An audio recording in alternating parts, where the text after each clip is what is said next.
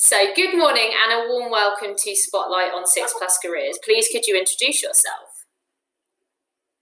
Good morning, I'm Christine Rix and I'm the Director of the Style Show Limited. What does your job involve? My job involves being obviously the Director of the Style Show. The Style Show is a company that has various income streams. We have a boutique. We also run lots and lots of events. That's how we started, with big styling shows. And we also do a lot of styling for women individually. So it's a holistic approach, if you like, to making women feel confident and look and feel their best. And it goes quite deep into almost the psychology of a person, because a lot of how they feel about how they appear or their self-image is a lot of that is internal.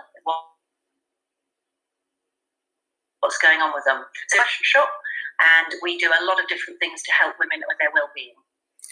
What is your career's journey to get you to this point? Well, when I first left school, I actually went into computers, and I was a computer manager for a long time. But I actually also had a very strong interest in fashion. I used to do a lot of modelling. That led to doing a lot of styling.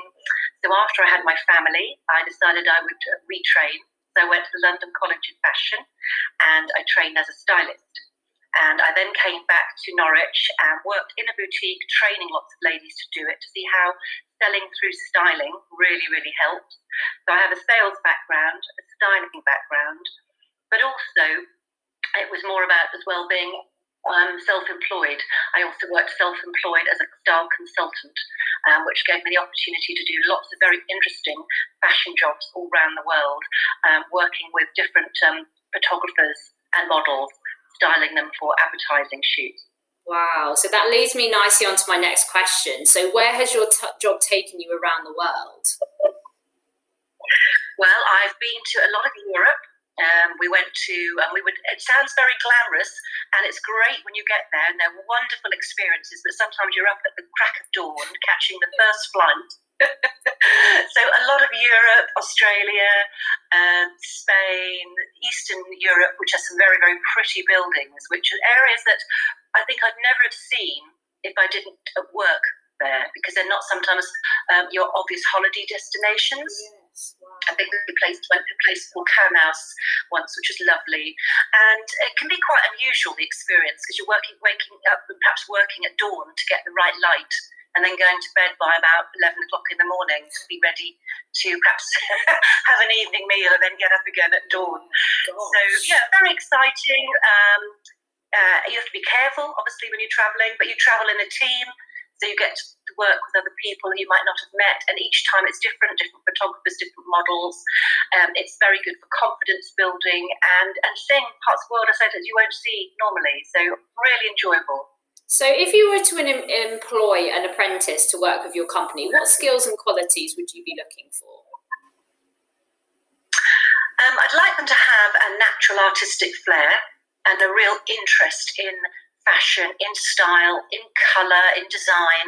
I think they've got to naturally be interested in that kind of thing, because that's very much what it's about. It's a very creative kind of profession. And I think being a team player really, really helps, being able to get stuck in, and a bit of a can-do, will-do attitude, because if you're on a shoot or you're working at a show or doing styling, you could be asked quite different things to do as a job. So you need to be very versatile and flexible, I think, and just have a go. And don't be frightened to have a go, because if you're coming as an apprentice, the idea is you're learning. And so people should expect you to be able to ask questions and you learn from the answers. So I'd say a really good positive attitude, having a go at things, working in teams, and a natural flair for enjoying fashion, colour, shape, and all things to do with art, really. Wonderful. So what would you say you enjoy most about your job? I enjoy people, I think. I really like the difference it makes to women. In my background, I did have 4 children. I remember being excessively overweight after having twins. And I know what it feels like sometimes not to feel your best. And I've seen a lot of women over the years, and a lot of women, for whatever they've been through, traumas, childbirth, illness, menopause, it's very good to help women, and it gives me a lot of pleasure to see women have a boost. And so I really like, I think, working with ladies and seeing people bring out the best of themselves. I'm not going to say grow, because it's already been in them, but allow it to shine. So I think that's really important. It's a very positive, uplifting thing to do. Thank you. So who would you say would be your role model?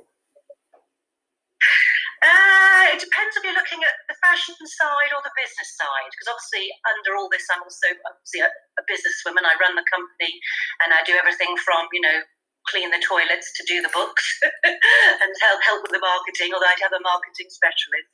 So I'd say from a business point of view, I actually like some of the positivity of Richard Branson. I like some of his early years when he had very much of I will have a go at this and I will try and make something of this. And I think it's very good to have a very strong positive attitude and keep going. Don't give up. And I like that from him.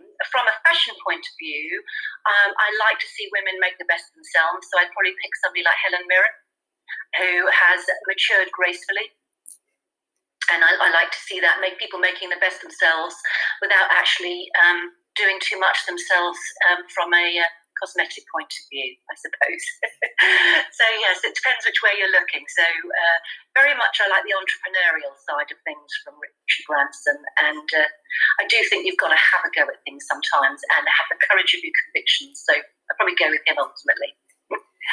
And finally, what advice would you give to your 15-year-old self? Oh, that's a good question. I think I would probably say, don't give up. If you believe in something, keep going. They say when the going gets tough, the tough keep going. And I would say that. And always be prepared to listen, to change, to listen to others, to take some advice, but ultimately also go with your inner beliefs. Instinct, I believe, as you mature over the years, you learn that instinct is a very, very powerful thing. And one should always hold on to that. And I always say to my family, life's like a river. It has lots of bends and turns. It has rapids. It has calm times. And I would say, just traverse that river, keep going, and life will give you good things. You keep working hard. So that's probably what I tell my 15-year-old. That's wonderful. Thank you so much for your time today. You're welcome. Thank you. Bye-bye.